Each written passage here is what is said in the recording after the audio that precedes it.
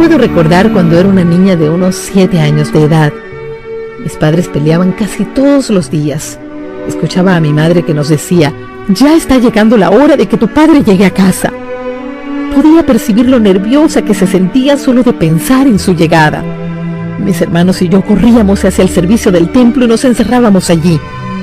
Poco tiempo después llegaba papá a la casa y le gritaba toda clase de insultos a mamá. Recuerdo que, mirando a través de la puerta entreabierta, pude ver cómo mi papá tomó a mamá por el pelo y la arrojó al piso, mientras la golpeaba una y otra vez, dejándole quebradas 4 costillas y el rostro con grandes moretones. Pasó el tiempo y los problemas aumentaban cada día. Todos estábamos nerviosos en casa. En otra ocasión pude ver cómo papá, antojadizamente, le arrojó un plato con alimentos en la cabeza a mi mamá. Ya para ese entonces yo contaba con unos 13 años. Todas estas cosas sucedían frente a mis hermanos. No puedo olvidar que se aferraban a mí buscando apoyo, pero yo no podía hacer nada. Recuerdo que pasando todo esto le dije a mamá: ¿por qué no nos vamos de aquí? Mi mamá me miró a los ojos y me dijo: no creo que esa sea la salida. Y me abrazó buscando el apoyo que ella no tenía. En su mirada pude entender muchas cosas que ella nunca se atrevió a decirme, quizás por mi temprana edad. Sin embargo, un día mamá, cansada de tanto abuso y maltrato, nos dijo: cuando su papá se vaya al trabajo, nosotros nos iremos de este lugar. Toda la noche de ese día no pude dormir esperando que llegara el momento de salir de aquel infierno, hasta que llegó al fin la mañana de aquel terrible día. Salimos sin rumbo hasta llegar donde una gran amiga de la familia. Recuerdo que salimos de la casa solamente con lo que llevábamos puesto, para no levantar ninguna sospecha por parte de mi padre. Allí, en casa de la amiga de mi madre, conseguimos ayuda, y de esa manera nos separamos de mi papá. ¡Al fin somos libres!, pude gritar. Comenzamos una nueva existencia. Tanto mis hermanos como yo teníamos una vida en familia, pero sin papá. De todas maneras, papá nos hacía falta. Pude observar a mamá muchas veces llorando y pude entender que extrañaba a su esposo y nosotros a nuestro padre. Pero debíamos adaptarnos y tratar de olvidar al hombre que, más que padre, se había convertido en nuestro verdugo, que nos estaba matando lentamente en un silencio maldito. Pude ver cómo mamá se abría paso en el difícil camino de la vida. Hasta que un día llegó a nuestra casa un supuesto amigo de ella que había conocido en su trabajo. Recuerdo que nuestra madre nos hablaba de él, diciéndonos que había conocido a alguien que era muy caballeroso y muchas cosas más. Claro, propias de una persona enamorada. Mi madre comenzó una nueva relación. Todo comenzó muy bien. Pasaron los años. Ella se enamoró del señor y contrajeron matrimonio. Este es el segundo hombre que llegó a nuestro hogar. Tanto mis hermanos como yo teníamos bien claro en nuestras jóvenes memorias todas las escenas del primer matrimonio de nuestra madre. Pero este nuevo tenía algo en especial, y era que él no venía solo, sino que traía 2 niños que había procreado en otro matrimonio fracasado. Eran como si de 2 choques de vidas recogíamos las partes para construir una nueva. Debíamos acostumbrarnos a una nueva vida, compartir nuestras habitaciones y quién sabe cuántas cosas más. A veces nos cohibíamos de acercarnos a nuestra madre cuando él estaba. Comencé a percibir que él sentía celos de nosotros y empezó a prohibirle que nos hiciera ciertas cosas a las que ella nos había acostumbrado. Pero más que eso, empecé a notar que se pasaba tiempo observándome. Recuerdo muy claro que ya tenía 15 años, y esa situación me hacía sentir desesperada, sin saber a quién acudir para contarle este problema que se veía venir y que desde ya me estaba sumergiendo en un silencio agonizante. La mirada de ese hombre era penetrante. Me refiero a las miradas que desnudan a sus víctimas. Eso me desconcertaba. Y ahí comienza mi calvario, y no solo el mío, sino también el de mis hermanos, que no se atrevían a decir nada fuera del círculo que habíamos hecho como único medio de defensa contra cualquier invasión. No obstante, a mí sí me lo decían todo, porque no se atrevían a acercarse a nuestra madre, ya que como todo hijo que ve el lugar suyo invadido, sentían celos también. El tiempo siguió pasando y con tan poca edad, ya la vida me colocaba frente a otra guerra. Aún no estábamos preparados para entrar en otra situación conflictiva. Como familia fuimos prisioneros de la soledad y mi mamá también como mujer. Pienso que todos éramos cautivos de un silencio desgarrador. Un día en que mi madre salió me quedé sola en la casa, pues mi horario de estudio era diferente al de mis hermanos. Nunca me imaginé que mi padrastro estaba en casa, pues era hora de trabajo. Él fue el primero en enterarse que estábamos solos. Entonces salió de su recámara y se dirigió muy despacio hacia donde yo estaba en la cocina y con la fiereza de un animal hambriento se abalanzó sobre mí tomándome por sorpresa y sujetándome los brazos. Así me sometió. Sentía que me estaba haciendo daño y algo más, algo que toda joven de mi edad puede entender. A esa edad podía establecer una diferencia muy clara entre lo que es correcto y lo incorrecto. Después de sostenerme por unos 10 a 15 segundos, se retiró de su habitación nuevamente, dejándome paralizada con un nudo en mi garganta y preguntas sin responder. Salí corriendo hacia mi habitación, cerré la puerta y lloré. Allí me quedé bajo un temor agonizante y un silencio mortal. No pude ir a la escuela ese día. Mamá llegó a la casa después de un largo día de trabajo. Esperé todo el día para tener un poco de privacidad con ella y contarle lo que había sucedido, lo cual me fue imposible porque mi padrastro, consciente de lo que había hecho, no la perdió de vista ni un instante, y cada vez que lograba acercarme un poco a mi madre me controlaba con una mirada asesina. Desde ese entonces me sentí incómoda en mi propia casa.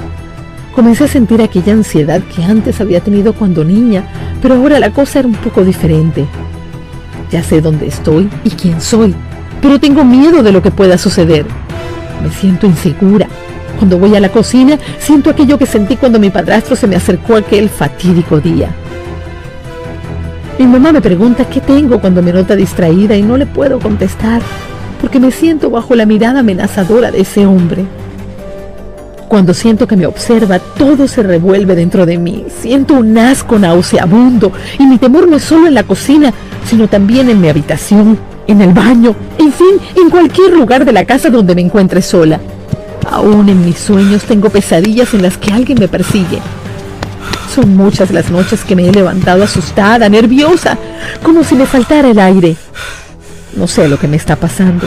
No sé hasta cuándo podré cargar yo sola este silencio destructor. Mi mamá todavía no se entera, porque después del primer divorcio ella ocupa más tiempo con su esposo que con nosotros. Sé que tiene una responsabilidad para con él como mujer, eso lo entiendo. Mis hermanos y yo no queremos ser egoístas. Ella merece ser feliz al lado de una persona que la ame, pero debió ser vigilante de lo que podía suceder a espaldas suyas con sus hijos. Aunque parece que el cambio de matrimonio fue solo un cambio de prisión, ella volvió a ser una prisionera. Eso me duele, y creo que mamá no nota lo que es o lo quiere disimular. Pienso que tiene su propio silencio, y sobre todo creo que está tan enamorada que lo demás es secundario. La macabra mente de mi padrastro no se detuvo. Un día, estando yo en la sala de mi casa, medio dormida en el mueble de la sala, después de un largo día de estudio, sentí de pronto una mano que se deslizaba suavemente sobre mis piernas. Cuando abrí los ojos era él, que me estaba tocando. No supe qué hacer, no pude decir nada y aunque todo el mundo estaba en casa, mis hermanos y mi madre, nadie vio nada. Así que tomé la decisión de irme a mi cuarto, pero no pude dormir. Esto se agigantaba dentro de mi silencio y no me atrevía a hablar de lo que estaba pasando porque veía a mi mamá cada día más enamorada de ese depravado.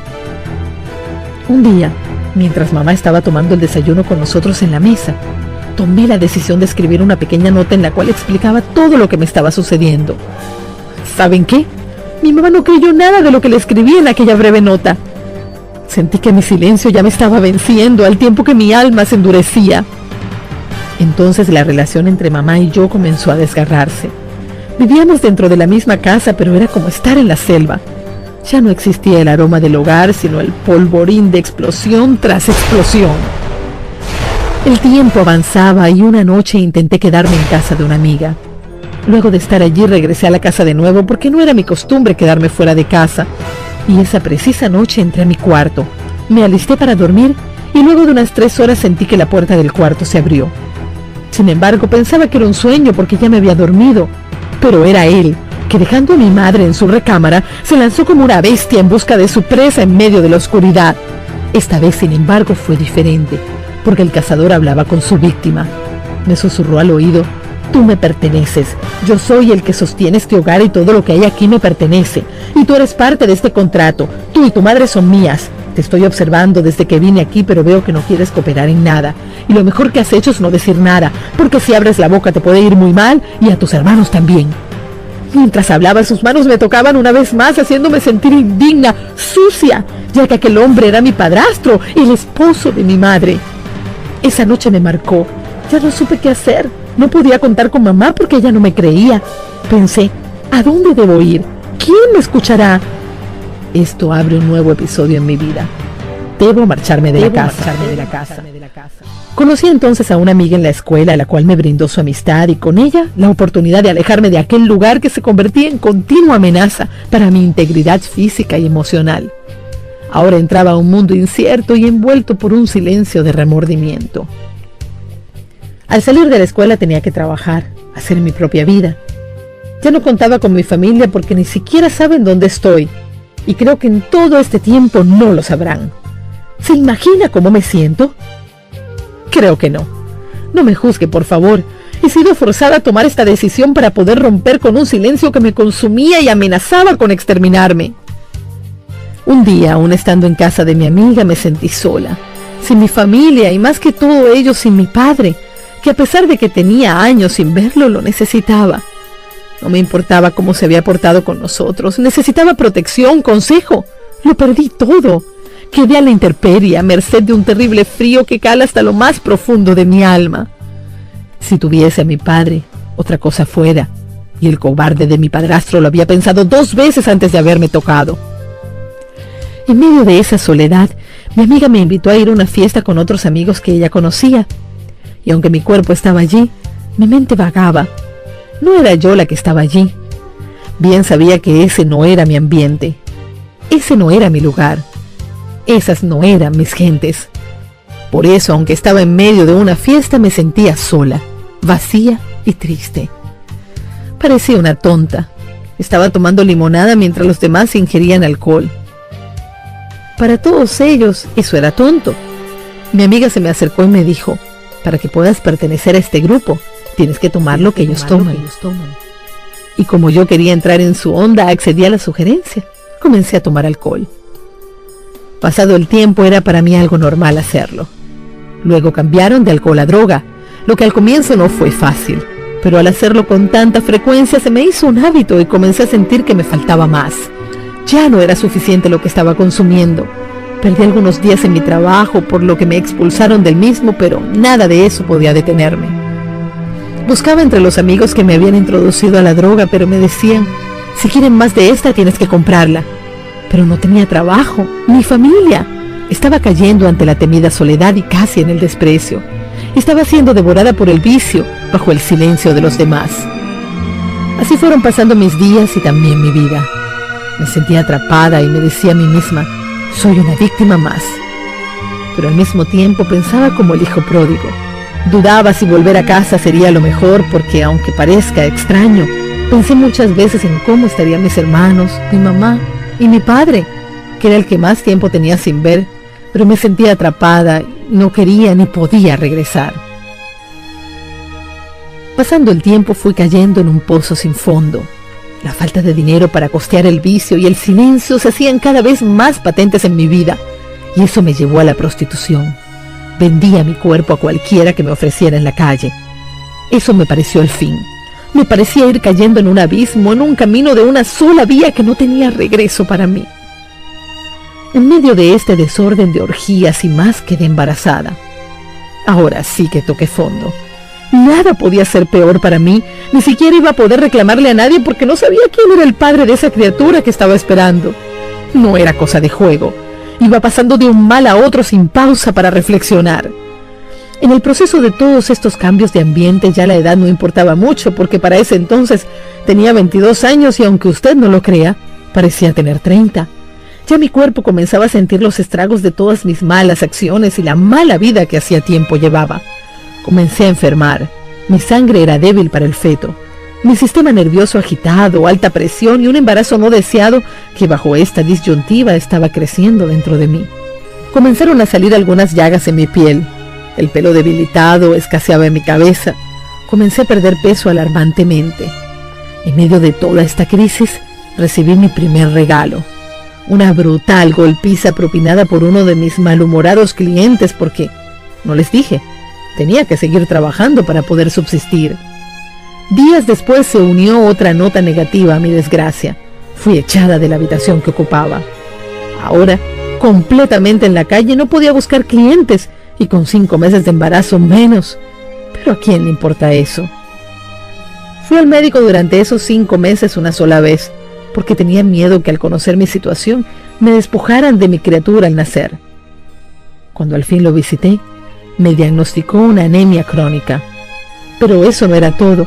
El bebé tenía muchas probabilidades de un desarrollo anómalo. Para mí, sin embargo, eso no era algo fuera de serie. Ya estaba acostumbrada a malas noticias. Las desgracias eran como parte de mi corta vida. Me sentía agotada. No tenía dónde vivir. Tenía días en que no probaba alimentos a no ser por la caridad de algún caminante o lo que pudiera hurgar en la basura. De esa manera subsistíamos mi criatura y yo.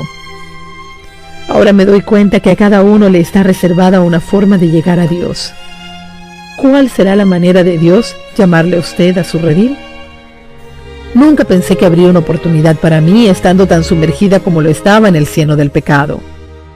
En medio de mi tormenta, nunca pude ver a Dios. En aquellas circunstancias, cada día que pasaba parecía ser el último, ya que no podía haber larga vida en tan caóticas condiciones. Pero aunque no podía ver a Dios, Él estaba allí. Eso es lo preciso de su poder, que lo hace visible cuando lo considera necesario, y como dice un compañero ministro en República Dominicana, Dios ni se adelanta ni se atrasa, llega en el momento preciso. Nosotros, por nuestra falta de fe, somos los que nos desesperamos y comenzamos a dar pasos a ciegas porque dirigimos la vista a muchos lugares, menos al blanco. Dios tenía preparado a un joven evangelista que fue a predicar a la gente de las calles, y cuando se acercó donde yo estaba, pensé que me conocía, porque comenzó a nombrar cada uno de los problemas que yo tenía como la especialidad en que Dios trabajaba. Imagínese, una persona al borde de la desesperación, escucha de repente que hay alguien que puede ayudarle y más que eso, no le pide referencias. Uno las da si quiere, no le importa su origen, no tiene que pagar nada, no tiene que firmar ningún papel y encima le promete, si le deja trabajar en su vida, un cambio radical. No podía darme el lujo de detenerme a pensar, era la oportunidad de mi vida y quizás jamás la volvería a tener. Así que sin titubear, acepté ser tratada. Escuché cada una de las palabras del predicador que eran como un bálsamo a mi desgarrada vida. Inmediatamente mi vida experimentó un cambio a todos los niveles. Recibí toda la ayuda espiritual y material que necesitaba para comenzar, porque necesitaba hacerlo desde cero. Mi vida era como un apartamento nuevo donde no se me permitía llevar muebles viejos.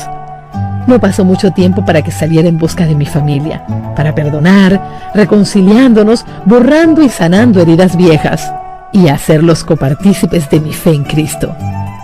Pero las bendiciones no pararon allí. Ese mismo joven ministro que me condujo a los pies del Señor me pidió que fuera su esposa. Quería ser un padre para mi hijo, en fin, un apoyo espiritual. Tampoco titubeé en responder, acepto, porque después de Dios era lo que más necesitaba en esos momentos, una persona que me apoyara. Hoy doy gracias a Dios Todopoderoso, porque si tengo mi bebé y soy esposa de un hombre de Dios, es porque Él estaba al cuidado de mí. Tengo una hermosa familia y un lindo ministerio, y sé que Él tiene cuidado de todos nosotros, como también lo quiere tener de usted. Soy una sobreviviente de las circunstancias, y sé que el regalo más grande que el Señor me ha dado es el don de sobrevivir. Sé que usted, que ha podido leer esta historia, de una u otra manera tiene una historia de supervivencia, porque todos venimos de algún lugar. Es probable que su vida no sea como la mía, pero si busca bien dentro de la misma, de una u otra forma, notará que ha sobrevivido. Puede que sea en su relación matrimonial, en su ministerio, en su trabajo, etc. Nunca olvide que Dios tiene un plan para todos. Solamente déjelo obrar.